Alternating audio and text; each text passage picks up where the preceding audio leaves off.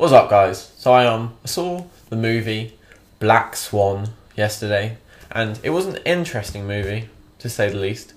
But although it was obviously an arty ballet drama, I just thought some of the scenes were just really meant to just play on that visceral level just to get people in. I thought it was a cheap move to have those hot, sensuous guys in spandex on screen for so long. It was too tempting not to go see it. Oh, that joke's really going to help out with all the haters on Form Spring. Pip pip tally ho. Yeah! It's the English blokey. Zoom in closer to my face. So what's up, guys? You know those stories which are like blatant lies that your friends tell you? Like I heard one before which was a guy goes to work experience and the people who he's working with dare him to put one of those car inflator pumps up his arse, and then they turn it on and he just died from being so retarded.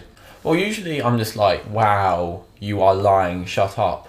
But there was a story my friend told me before, and it was like some guy shoots into the air and then it hits him in the head somehow, the bullet, and then it doesn't kill him and he goes to hospital later and sneezes it out. But a guy in Italy on New Year's Eve, I know it's a bit old, I'm taking long to get onto this, was hit by a stray bullet in the street while he was celebrating, and it went into his eye and then into his nasal passage, and he went to hospital later on and sneezed the bullet out. And most of the news stories and probably the people around him are just sort of like, whoa, wow, yeah, no, that's really lucky.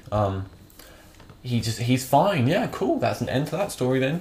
And no one seems to be more along my lines, which are, why was someone shooting a .22 caliber bullet randomly through the street on New Year's Eve? If I was the police, I would probably look into stuff like that. Yeah, someone firing into random crowds of people usually should be looked into, miracle sneezes aside. But on the subject of miracles, there is a girl in China who has set a record. Now, I don't really want to give any context to the miracle. I'm just going to show you the picture and let you see for yourself. Do you see it? Do you see it? Do you see it? Do you see it? Oh my god! Yeah, now I'm hoping that your reaction was something like mine. What?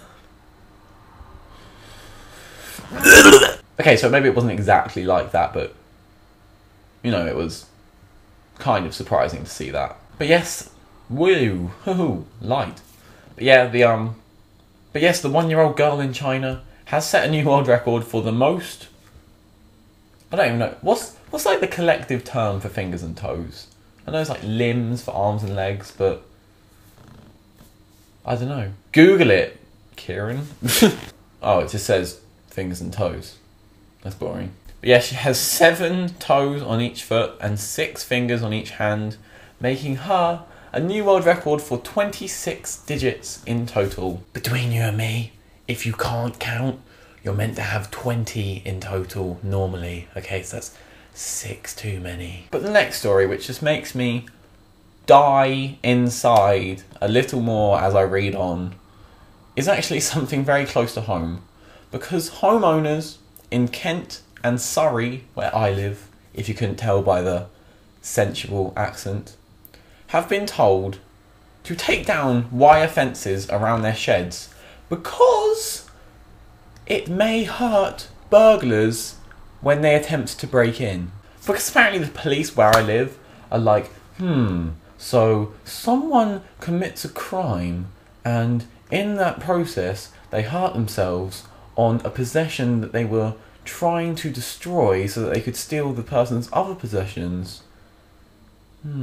Yes. No, I think we should actually penalise the homeowners, not the burglar, because that makes so much sense. That's like if I tried to rob a bank and I was holding a gun to the bank owners. I was a bit of an idiot, so I thought you actually had to hold up your eye to aim, and I shot back and I broke my cheekbone, and I was like, I'm suing you, gun company from Algeria, where I got my guns illegally from, because that is bullshit. Or when I broke my cheekbone, I fall over on the floor because it's laminated in the bank. And I'm like, I'm suing you, bank, for making me fall over when I tried to shoot one of your employees and ended up actually having their leg amputated because of the bullet. caused major damage to their arterial system. That is bullshit. So yeah, the moral... Why is this white happening? But yeah, the moral of that story is that the police in my area suck. There is a police station down the road to me, and they are only open from 8 in the morning. Okay, that's a good early start. Till 4 in the afternoon. What crimes happen in Surrey from 8 till 4? Seriously. What is... And they always finish like on the dot. Like I tried to go in there at like 1 minute past 4 and they were like already packed up and leaving in their police pimp mobiles. But honestly, so what happens if a mug is like running after a person? It's like 3:55. Like shit, I should probably wait 5 minutes so that I don't really have any police around to catch me, because once it gets past 4 o'clock, then there's no way that I can be caught, because the police officers really should go home at that time. What do the police think? That like 8 till 4 is when the like crimes and robberies and all the violent assaults and murders in Surrey take place, and then 4 o'clock all the robbers just get too tired from all their daily activities and then they have a good early journey home? Doesn't make any sense, Surrey. But in real news, sort of, everyone knows that Egypt has been all like protests and shit recently, and like I stand firm with them if you've ever seen my student protest video. But there's a quote from Obama which I just want to highlight. He said that Egypt will never be the same. And I just want to end this video by saying Barack Obama, no shit. This is the outro. I still have no outro music.